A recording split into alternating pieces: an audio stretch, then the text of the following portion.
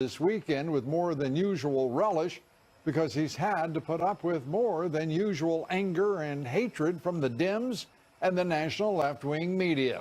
They've been in full attack mode since the Washington Post yesterday published a claim the president had used, are you ready, colorful language in the White House as he referred to Haiti and many African nations having a priority on U.S. visas.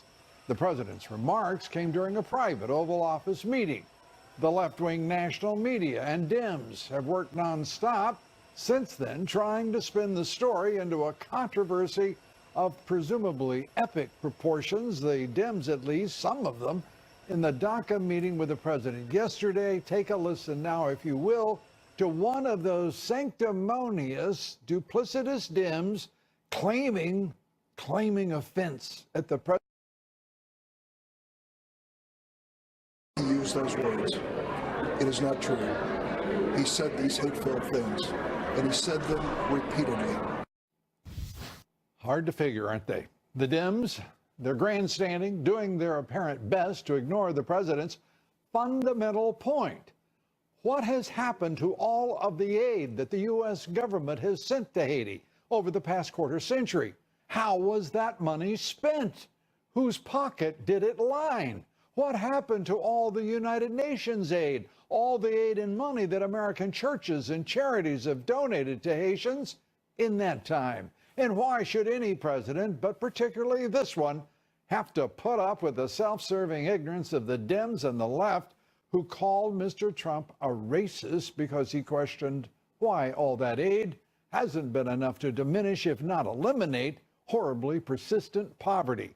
President Trump shouldn't put up with that disrespect, that ignorance, in my opinion, and shouldn't put up with it on the part of any elected officials, whether Republican or Democrat, and certainly not those who rush from the White House after meeting with him to leak to the left-wing media. The Dems and the left-wing media need a reminder that they will get absolutely nothing from a president they belittle and attack, even as they pretend to be civil while negotiating in his presence. We'll have that reminder tonight and much more for them. And a big, beautiful wall and no amnesty, our theme here tonight. Among our guests, first introduced to America by President Trump while he campaigned for the job of president, two angel moms who lost children to crimes committed by illegal immigrants. Also tonight, Congress barreling toward another government shutdown deadline, a shutdown that the Dems and the left seem intent on arranging. The Senate and House have until next Friday to decide whether to fund the government, and so far there is no clear path to that end. We'll have a full report. And President Trump today reluctantly recertifying the Iranian nuclear deal, but he warns this is the last time he will do so. President Trump delivered a stark warning to European allies to, quote, fix the deal's disastrous flaws or the United States will withdraw. We'll take it all up with Ed Rollins and Ambassador John Bolton here tonight. Our top story, a familiar one in the nearly year-long Trump presidency. The left-wing national media once again attacking the president over his straight, blunt talk and an expletive that the president denies saying. Fox News Chief White House correspondent John Roberts with our report. Lou, good evening. As we reported last night, multiple sources have confirmed to Fox News that President Trump did indeed use the word S-hole in that discussion yesterday in the Oval Office about the Deferred Action for Childhood Arrivals program. And as we have seen so many times in the past, the president and not the issue has become the story. At a White House event signing a proclamation for Martin Luther King Day, President Trump ignored shouted questions from the press about his comments yesterday. Mr. President, will you give an apology for the statement yesterday? Mr. President, did you refer to African nations? Mr. President, are you a racist? It was during a heated Oval Office meeting that President Trump reportedly asked, quote, why are we having all these people from S-hole countries come here? A firestorm of controversy erupted across the globe, from the Deputy Secretary General of the African National Congress. Ours is not a old country, neither is Haiti or any other country in distress. To the UN High Commission for Human Rights. These are shocking and shameful comments from the President of the United States. I'm sorry, but there's no other word one can use but racist. Waking up to a world of hurt this morning, President Trump denied he said it, tweeting, quote, "The language used by me at the DACA meeting was tough, but this was not the language used." A short time later, he appeared to walk that back just a bit, tweeting, quote, "Never said anything derogatory about Haitians other than Haiti is, obviously, a very poor and troubled country." But Democratic Senator Dick Durbin, who was present at the meeting, insisted the president did use those words. He said Haitians. Do we need more Haitians? And then he went on and we started to describe the immigration from Africa that was being protected in this bipartisan measure. That's when he used these vile and vulgar comments, calling the nations they come from holes. The exact word used by the president, not just once, but repeatedly. House Speaker Paul Ryan, the son of Irish immigrants, wasn't at the meeting, but again found himself weighing in on President Trump's comments. I read those comments later last night. So first thing that came to my mind was very unfortunate, unhelpful. I see this as a thing to celebrate. And I think it's a big part of our strength. Whether you're coming from Haiti, we've got great friends from Africa in Janesville who are doctors who are just incredible citizens. This afternoon, two of the participants at the meeting, Senators Tom Cotton and David Perdue, said, "Wait a minute, we didn't hear the president say that," in a joint statement insisting, quote, "We do not recall the president saying these comments specifically, but what he did call out was the imbalance in our current immigration system, which does not protect American workers and our national interest." In the bigger picture, the president and Congress still seem miles apart on what to do about DACA. The president tweeting that the so-called bipartisan DACA deal presented yesterday was a big step backwards. Wall was not properly funded, chain and lottery were made worse, and USA would be forced to take large numbers of people from high-crime countries which are doing badly. Earlier this week, President Trump appeared to earn an enormous amount of political goodwill and capital with that nearly hour-long televised meeting he had with 22 members of Congress. The big question tonight, Lou, is how much of that political goodwill and capital has he squandered as the negotiations over DACA go forward, and how much leverage has he lost in those negotiations? Lou? John, thank you very much. John Roberts reporting from the White House. The standoff over immigration once again raises the threat of a government shutdown. In particular, Democratic lawmakers facing the prospect of just a week to pass a spending bill. Fox News chief congressional correspondent Mike Emanuel now has the latest on the increasingly tense negotiations. The primary emphasis of immigration talks right now is a bipartisan group featuring key leaders from both chambers of Congress. From the House, it's Kevin McCarthy and Steny Hoyer. From the Senate, it's John Cornyn and Dick Durbin. And House Speaker Paul Ryan endorsed their effort. The four of them have started bipartisan talks, trying to aggregate all the ideas that are out there to come to a consensus. Do we need to fix DACA? Yes, we need to fix DACA.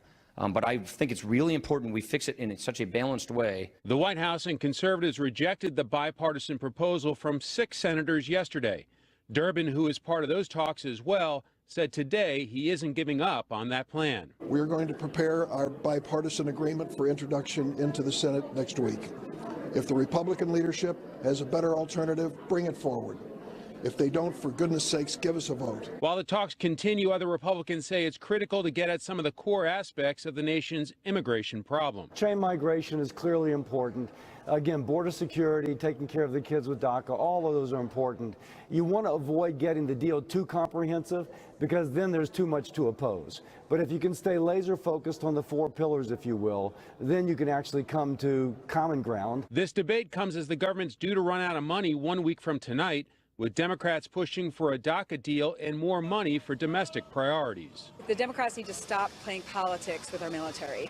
They keep saying we've got to solve DACA before January 19th. They're even just stalling on budget talks over this issue. Today, the speaker signaled there will be another stopgap measure, but insisted there won't be a partial government shutdown. We will have to do something short term because it's too short a notice for the Appropriations Committee to write a longer term bill. So they just technically wouldn't be able to write it. However, with the week ending in controversy, there are some concern about Congress's ability to get things done, facing some critical deadlines ahead. Lou? Critical indeed. Mike, thanks so much. Mike Emanuel. We're coming right back. There is a lot more to cover here tonight. Stay with us.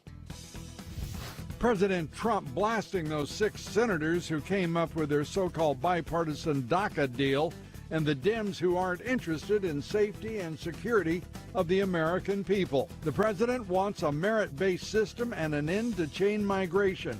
Period. Full stop. Ambassador John Bolton and Ed Rollins join us next. And the president canceling his trip to London to open the new U.S. embassy there. Why? Because President Trump says that billion-dollar embassy was a bad deal for America. We'll have more on the story right here, coming up next. Stay with us.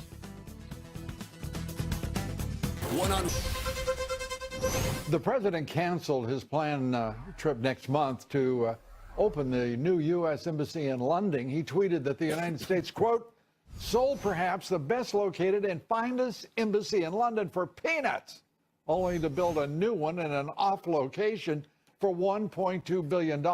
Bad deal. Wanted me to cut ribbon. No. Turns out he's right.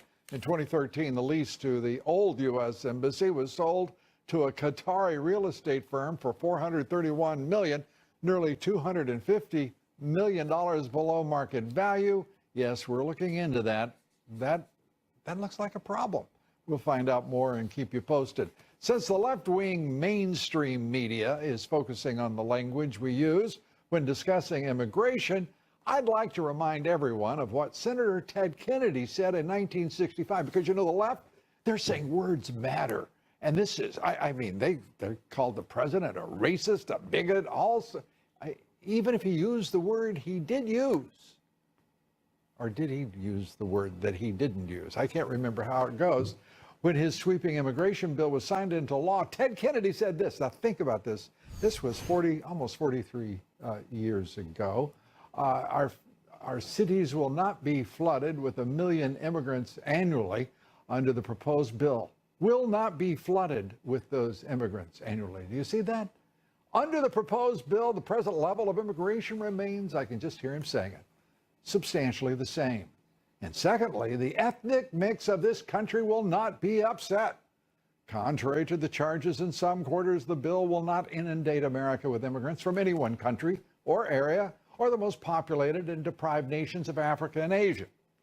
Everything that Kennedy promised in 1965 that wouldn't happen, happened. And now the U.S. immigration system is completely broken beneath what was a heap of lies. Meanwhile, the national left-wing media's continued obsession with President Trump's alleged language has reached a fevered pitch. Listen to this.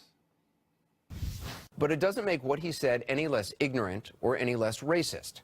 Not racial, not racially charged, racist. There is a distinction between the people who live in a country and the governments that run it. Yahoo News interviewed a 30-year-old sociologist from Guinea, and she actually agrees with the president and ran through a whole long list of African countries that are corrupt in the way that they treat women and the societies that they run there. We now know that we have in the White House someone who could lead the Ku Klux Klan in the United States of America. Like Corey said, if they're brown or black or purple or orange, if they are qualified and they're coming in to make this country an even better place, I am all for that. That's what we need. That sounds good. And you know what? That relieves you of your white guilt. So that's why you can say I have no white guilt. That relieves you of your white guilt. I have never had white guilt. Oh, boy. I think, oh boy, sums it up, Trish. Joining us now, Ed Rollins, former White House political director under President Ronald Reagan, current chairman for Kelly Ward's Arizona Senate campaign, former U.S. ambassador to the United Nations, John Bolton, both of our guests tonight, Fox Business contributors. Good to have you here. Thank you, Ed. Let's start with, have you ever seen such decor on the part of Senate Democrats in which they would rush from a meeting with the president to accuse him of all sorts of sordid and nasty things? No, that's the way it goes these days, and we shouldn't be surprised by it. Who the heck is surprised? Not me. But what it says Dick is Durbin there. You're not going to have a candid conversation with Dick Durbin, because if he says something, you say something. How about Chuck Schumer? Whatever it might be, same thing that they can use for. I want to raise the ante. Keep going. Political advantage. they're going to go out into the driveway of the White House and say it. So what does that do for politics? Do you think when Tip O'Neill and Ronald Reagan had a glass of scotch together, that Tip O'Neill, a Boston boy, may ever have once said H-E double hockey sticks? Do you think he might have said that? I bet he probably did. Politically incorrect? And you know, no. The world didn't end, did it? Well, no, but we've tested it more than a few times, and we're testing it now, it seems to me, when you have a Senate that is so disrespectful of the president, his powers, his prerogatives, that this kind of ignorance would be leaked to the national left-wing media. Well, my issue with all of this is immigration, as we've said over and over again, is a very complicated issue. And the fact that Durbin is not bringing a piece of paper, they're bringing the very theoretical thing. If they need 60 votes, show me how many votes they have for which particular proposition, and we do the same. We're a long ways to go before we get a bill. DACA alone is not going to pass, and Republicans will stop it, and Democrats will stop it if it's about security. So how are you going to get it worked out? You're going to get it worked out by getting a committee chairman, not the guys in the White House. Let me repeat something I've said here a number of times. 2006, the Kennedy-McCain comprehensive immigration legislation could have succeeded and been put into law and solved illegal immigration as a problem, except for Menendez and a number of other senators who wanted to retain chain migration. That was conscious obstinance and obstructionism, and they think they can get the whole loaf. It was a calculation. They've been proved wrong. Yeah, well, I think the whole notion you're going to get comprehensive immigration reform is completely misguided. We tried this in the Reagan administration. I was at the Justice Department when we passed the 1986 Immigration Reform Act, control the borders, so on and so forth. It was all the same thing. And it was then all bull, wasn't it? The borders weren't controlled. And so the problem now is twice as bad as it was in 1986. More important than any of this is you got to get a budget done. And the reality is the longer you delay that, if you go through another temporary issue, our defense appropriation is getting hurt desperately, and I think to a certain extent, focus on that.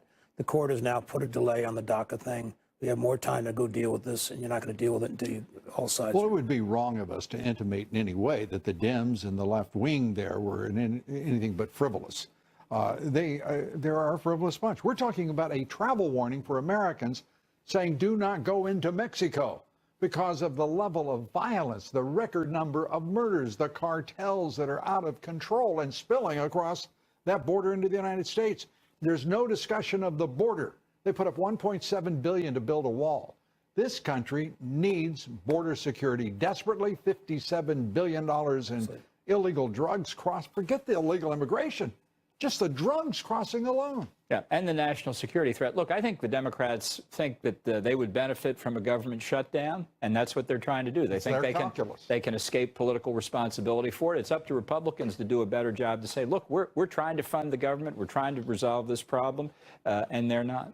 Well, if they shut the government down, Democrats will get blamed, and every congressional district across this country needs to go out there and point the blame, and every Senate candidate needs to do the same, because it is their responsibility. They do not want to be responsible, and at the end of the day, this president has to be more forceful. He can't say, I'll sign anything they bring to me, because he can't do that. He has to basically say, this is what I want, security first. You know, a couple of things in that regard. I mean, we've got to hear some numbers about what they're talking about. How many DACA people? I mean, you know, the principle of trading DACA for a wall, fully funded and constructed, the idea of trading DACA for the end of the lottery system, you know, that sounds terrific. You know, but by the time you get through this, what they were talking about are promises. You heard Dianne Feinstein, as I said last night, offer that up. A clean DACA bill, Mr. President. Who the heck do they think they're talking to? Right. This president should make it very clear where they need to get off. Well, yeah. She claims she had a bad cold and she didn't realize she was releasing the document, didn't feel she has to talk to Grossley, so she should not be an expert on this issue. Her state is more of a mess on immigration than any other state in the country. So, last word. Look, I think the president's confronted with an extraordinarily difficult situation, and I think Republicans have put forward real alternatives that require some compromise with the Democrats. They're just playing charades at this point. Ed Rollins, Ambassador John Bolton, thank you both. Thank you. Great to see you.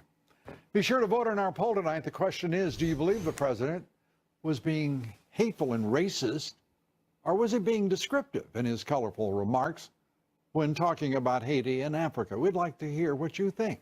Cast your vote on Twitter at Lou Dobbs. And follow me on Twitter at Lou Dobbs. Like me on Facebook. Follow me on Instagram at Lou Dobbs Tonight.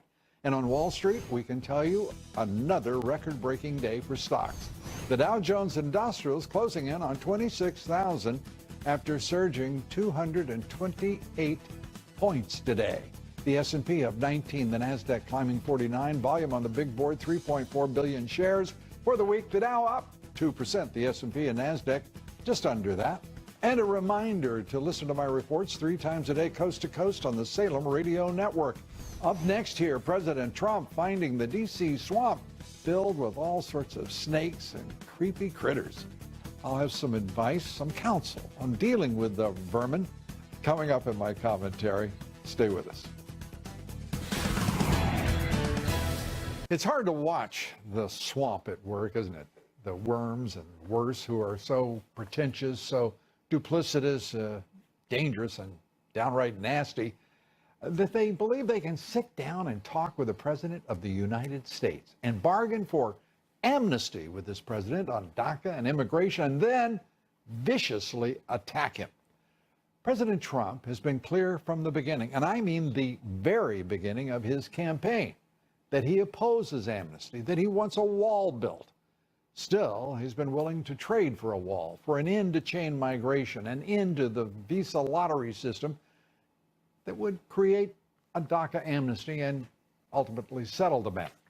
But the pro-amnesty, open borders, Democratic senators and rhino Republicans decided to make the president's colorful language an issue because the Dems and the left will gladly sacrifice any illegal immigrant because they really don't want border security at all, any at all, let alone a wall.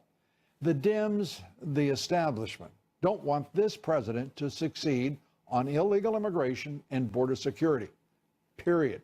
They don't want him to add more success to his unprecedented achievements in this first year of his presidency. It's that straightforward. Since President Trump was elected, the stock market has gained almost, are you ready for this number? Almost $8 trillion in value. Unemployment is at a 17-year low. The number of Americans who received jobless benefits last year reached a 44-year low. And economic growth, we're talking 4% in the fourth quarter, not 3%, and certainly not sub-2%. That was the high water mark, if you will, for Obama economic policy. Americans on food stamps has also fallen to the lowest level since 2010. And more than 130 companies, as a result of tax reform, are already offering bonuses or additional benefits to their employees, raising wages. The Dems and their ignorance are the problem here, Mr. President. Not you, not in any way, and certainly not your direct, clear language.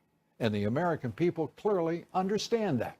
The Dems and the left-wing media are so ignorant, so hateful, so unprincipled, that they show absolutely no signs that they will, at any time, at least any time soon, acknowledge your successes, your achievements, your accomplishments.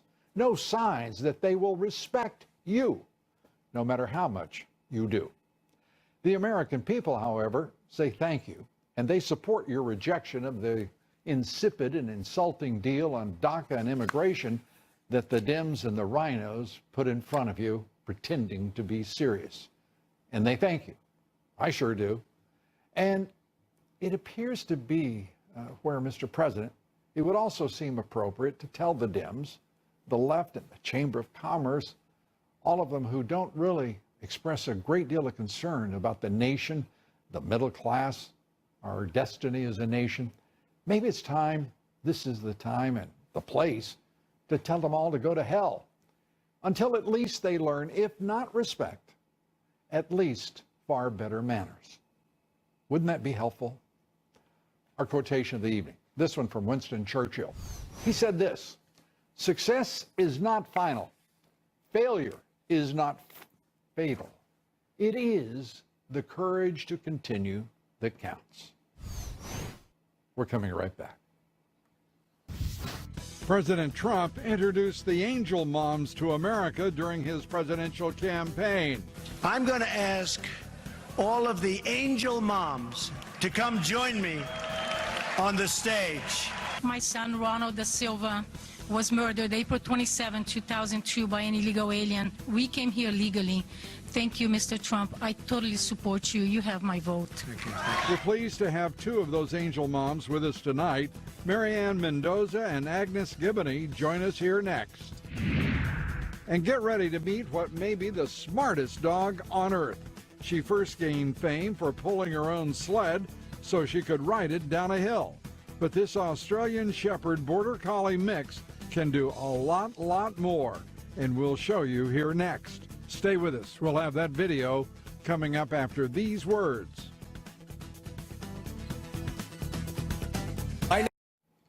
Our next guest each lost a child to illegal immigrants committing a crime. Both of their sons killed by illegal immigrants. They say the Trump administration now needs to put an end to sanctuary cities before any action is taken to protect DACA recipients.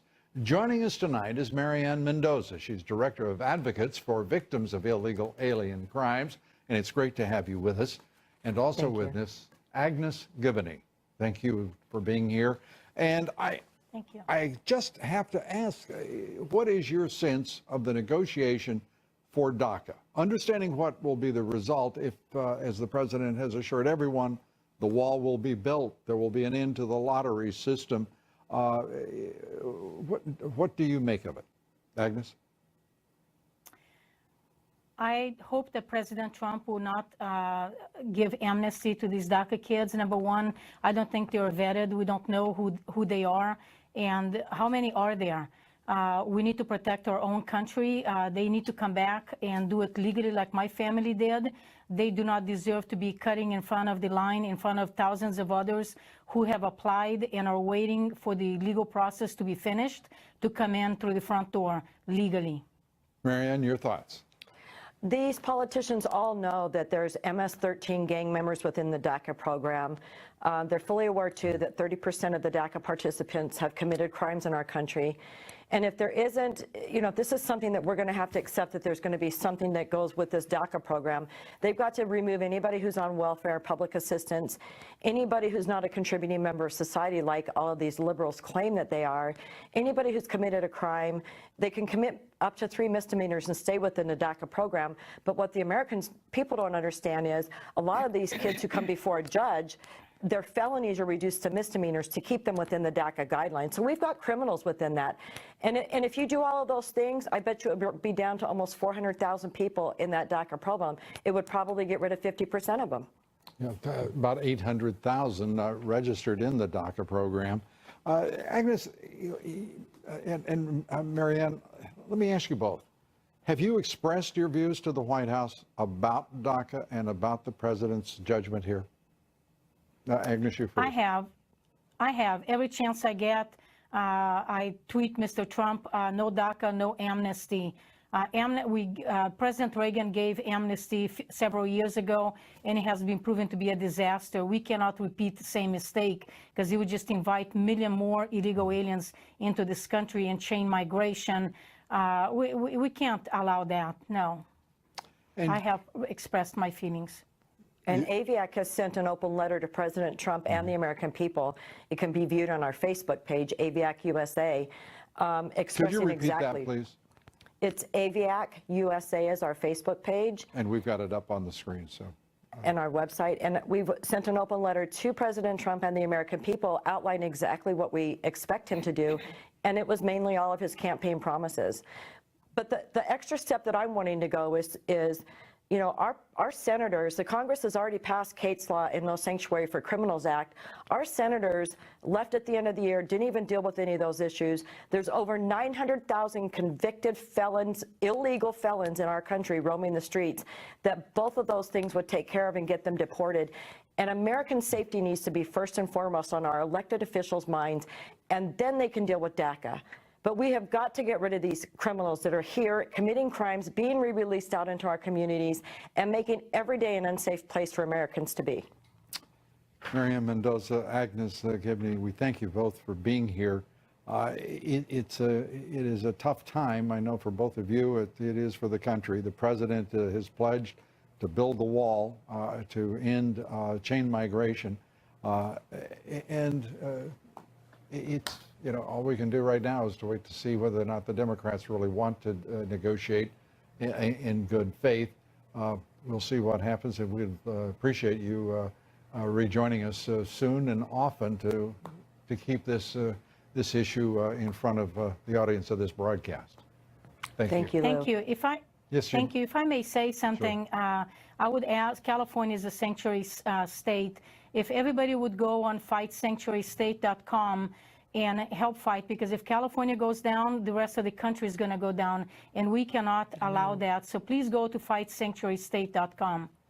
And we'll put that up. We'll tweet that out as well. The websites, Thank you, Lou. both websites. Thank you. Appreciate it. Thank you so much. Big technology doubling down on its support of dreamers at the expense of their own American workers. Forbes editor-in-chief Steve Forbes takes that up with me here next. We're coming right back. Those fellows seem very pleased, don't they? We'll take up why. Stay with us.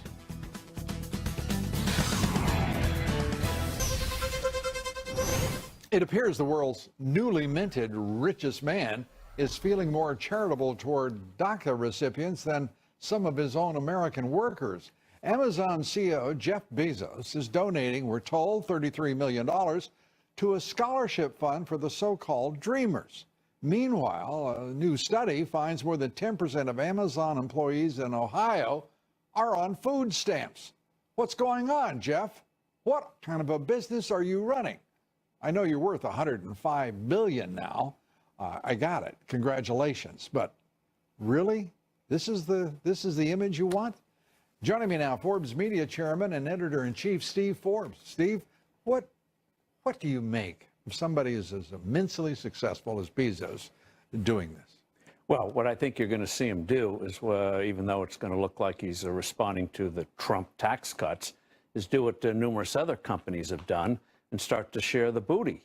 Numerous companies have given people $1,000, $2,000 bonuses, raised their own company minimum wages. So I think he's going to follow suit. But the idea that 10% of his employees with this incredibly successful company and growing has employees on food stamps? What is that? How could any CEO do that? It also tells you something about food stamps. The way the I'm more program's interested run. in Bezos, frankly, and the kind of value system that would permit a CEO and a founder of a company to act like that. Yeah. So I think you're going to see more companies now looking at how many, what do our people make, how many hours do they work, and raising pay. And it's not just out of munificence, trying to be nice to people. What you're going to start to see in this year ahead is you're going to start to see real labor shortages in certain skills. You're going to start to see wages bid up. You're going to hear the Federal Reserve say, oh, the economy is getting overheated and we must do something about it. You mean raise rates? Well, try to find some way to wreck it, as they've done. They've already projected those 15 rate years. hikes, as you well know. But the thing is, when you allow free markets to work, if you don't respond to those needs, you're going to pay a price. Yeah. Both in Which publicity one of those and needs should we respond to? Well, you're being so clairvoyant about it. I don't know that markets have to be completely anticipatory. No, but the stock market anticipates that good times are ahead. A wonderful leading economic indicator. And they wouldn't keep going up if they thought storm clouds were ahead. And the good thing about the stock market is people still don't believe it. You still don't have the giddiness that you had, say, in 1999, 2000. This can only go up and up and up. People are still very cautious about it. That's a bullish sign. Yeah, it is. What's your sense? Is it going to continue for what? In perpetuity? What would be your limit? Well, my grandfather once said we make more money selling advice than following it. So a little caution to your readers. But I think if the market could have we'll have a decent year, barring the usual caveats. I think you have just evaded my question. No, I didn't. I said the market's going to have a very good year. But what I'm about not selling. investors? Okay, you're not selling. No. And your counsel to all who would rely on it? I would say for your retirement funds, leave them alone, put the money in every quarter or every week whenever you do it, and let the market do the rest. And with that, ladies and gentlemen, I feel reassured. I just want you to know that, and I thank you for that. I'll take my commission after the show. Thank you. Well, you'll take your commission after we see the performance. Steve, but you will have a commission, I guarantee it. Steve Forbes, as always, great to see you. Thank you. Please roll the video now and meet Secret. She's a 3-year-old Border Collie Australian Shepherd mix. She can mop the floor, as you see there, helping with the laundry. Are you kidding me? We have a couple of Chihuahuas and a Jack Russell who've got some interesting days ahead of them as we train them for, for laundry. A day of, by the way, the dogs all left at college by our daughters who went away and left the dogs. A fine remembrance they are, too. Chores, it's just amazing what this dog can do. She even does yoga with her owner.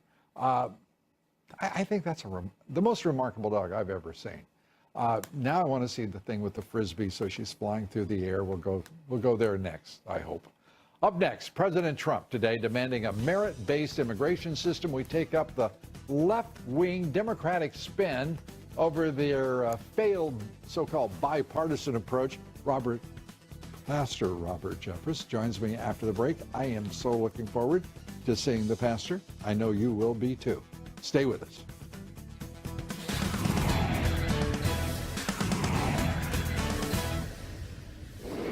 Here's a little feedback, I think, for the White House and for the leftist Dems and the rhinos, of course.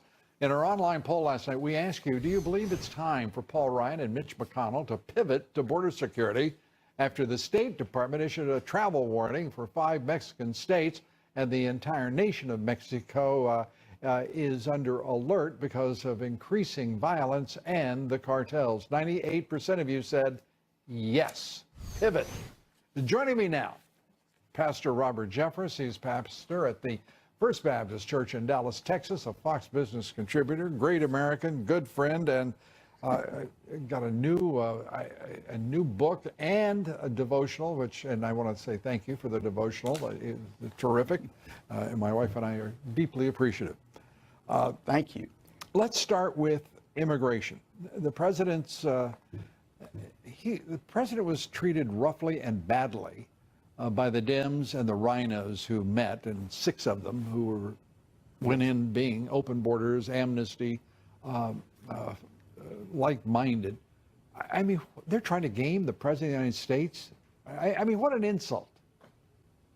Well, that's right, and they're not going to succeed in this, Lou. Look, apart from the language, whatever it was, the president was 100% correct in his policy on merit-based immigration.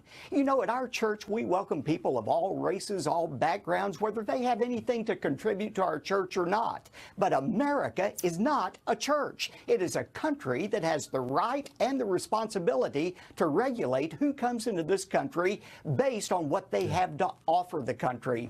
And thank God, Lou, we have a president in Donald Trump who realizes he has both a biblical and a constitutional responsibility to put the interest of America above the interest of any and every other country in the world. America first. The first president to say it straight up. Yes. Exactly. The Trump doctrine. Though that is the primary value under which this president wants the country to operate.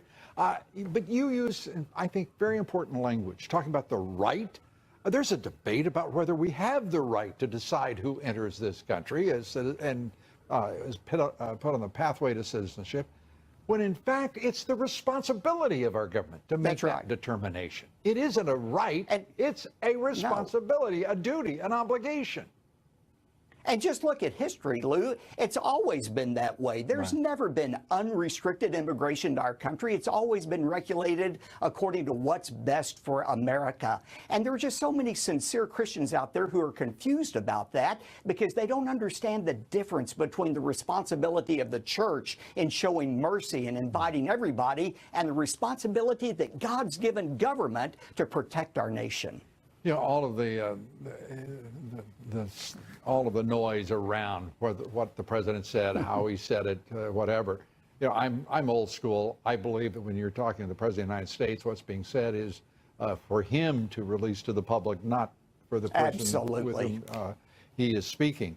And to see this offense on the part of the left, how in the world can they imagine that this president would put up with the insult and the just deplorable behavior of people who are not committed to the issues that are under negotiation? Otherwise, they would have been far more careful. Well, that's right. But look, they're trying to stop him every way they can. Right. They're not going to succeed. He hasn't even been there quite a year yet, and he has invigorated the economy. He's decimated ISIS. He is remaking the judiciary. They are not going to be able to stop him. Reform taxes, cut regulation. I mean, the list goes on. And these Dems should be, well, they should take a knee out of respect to the president and say thank you. That's right. And Lou, if they walk away from this DACA deal, because I know the president, he wants to solve this problem as well as secure the border. If they walk away, it shows that they are the hypocrites who we think they are anyway. They don't care one thing about the dreamers. I'm pretty sure it's clearly established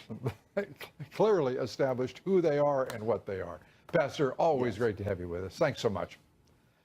That's it for us tonight. Thanks for being with us. Good night from New York. From Fox